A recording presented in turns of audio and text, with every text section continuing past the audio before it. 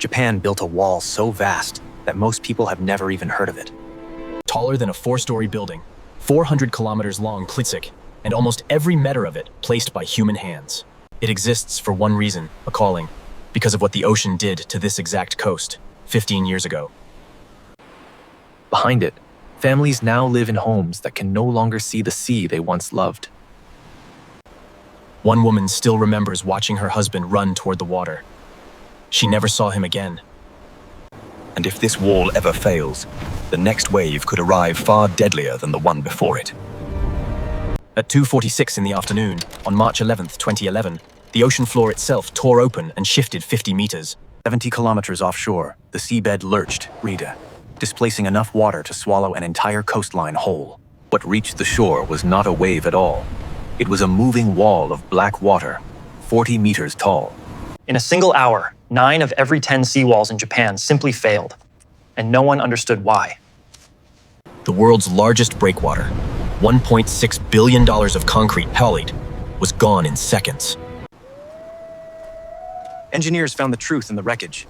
The walls hadn't broken from the front at all. The sea had simply climbed over the top and clawed the earth out from behind them. There's a quiet strength in standing still amidst the changing tides. This revised design increases the height by 3 meters. It is the only way to guarantee the safety of the urban area for the next century. The wall performed exactly as calculated. A complete success. Here is the secret Pavi. Barely 14 meters ever show. Most of this wall is hidden below. Before a single stone was placed, the sea was unleashed on this wall 200 times. No 2 kilometers are the same. Each height was tuned to the waves that would strike it. 400 kilometers was carved into hundreds of zones per zoning, and one bankrupt team could open a fatal gap. Before anyone could build, ships drilled the seabed itself, because the ground here had already betrayed one coastline.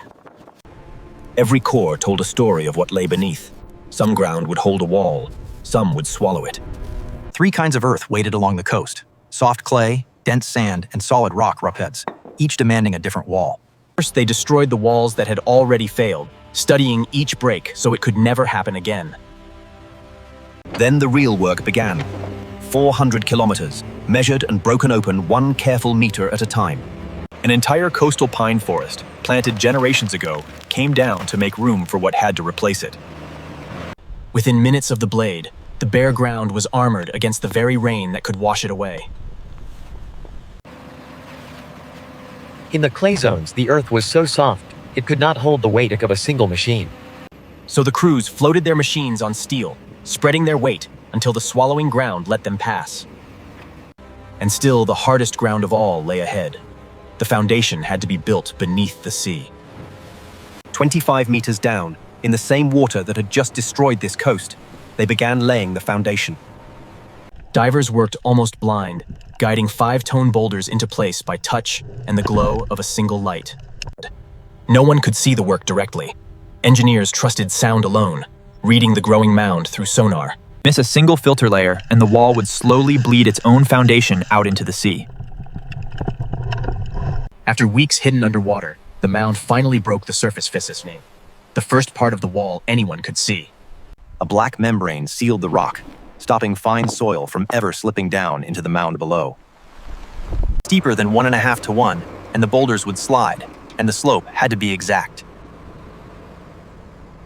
What had been open sea was now a road of stone, stretching kilometer after kilometer along the coast. Then came the steel, piles driven 10 meters deep, just to guard the very toe of the wall. Each pile locked into the next, so the whole line could share the force of a wave as one. This steel does not fight the wave that arrives. It fights the far more dangerous one, dragging back out. But one boulder buried in the seabed could deflect a pile and throw the entire alignment into ruin. So they drilled the hidden boulders apart first, clearing a path for the steel to drive straight down. The greatest threat was invisible, the backwash, a vacuum that sucks the very sand out from beneath. 30 dump trucks ran 16-hour shifts, feeding the wall a river of fill that never stopped. Every layer was kept thin, too thick, and the compactor could never crush it solid all the way down. Sheets of fabric were woven between the layers, holding the fill together like reinforcement inside concrete.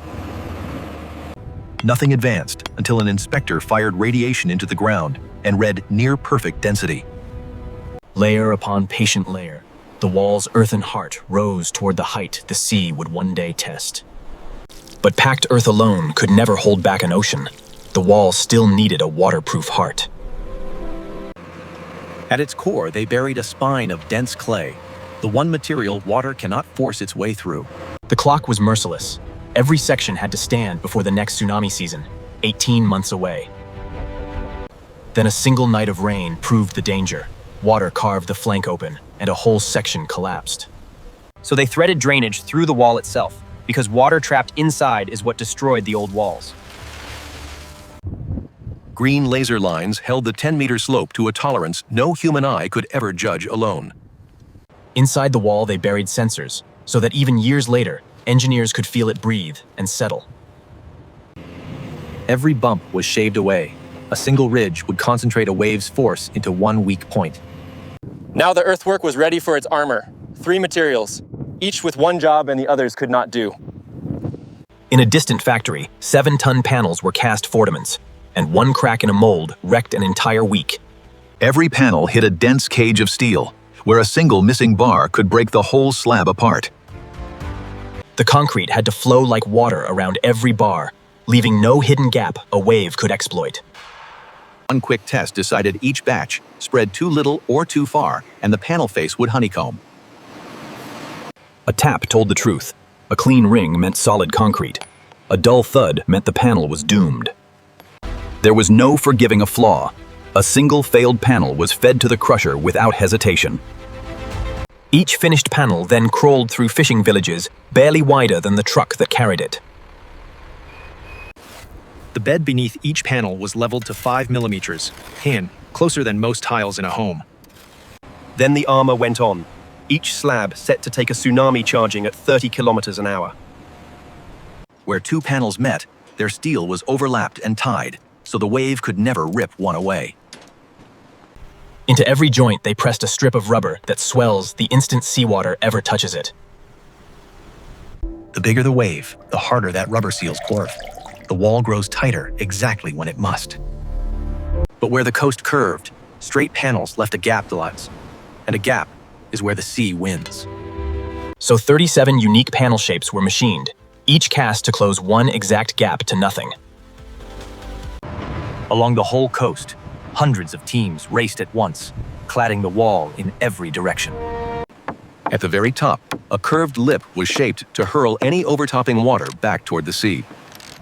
The crown was poured in one continuous run, fused to the panels, so the wall stood as a single piece. And the back face, the very thing that killed the old walls, was armored and drained at last.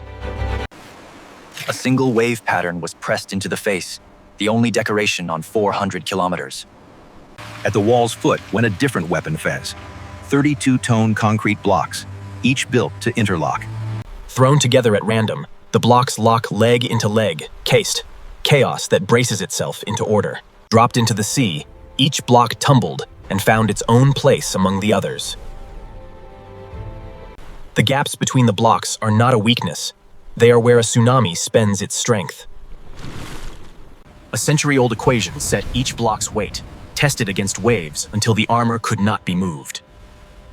Offshore, they rebuilt the breakwater that fell in 2011, now stronger than the world record it once held. But a wall needs openings for roads and rivers or steam, and every one of 400 is a potential death trap. So each gate closes itself in 70 seconds, triggered by the quake alone, before any human can react. An independent inspector could still condemn any section Prussians. Concrete that must survive the sea for a century. Then the real test came. A magnitude 7.4 struck, and the finished wall showed not a single crack. Across 400 kilometers, in 2 years, the entire wall had settled just 14 millimeters. And with the final pour, 400 kilometers of wall fell silent, finished, sealed, almost alive. The wall built to hide the sea gave the coast back to its people Fergus, as a place to simply walk.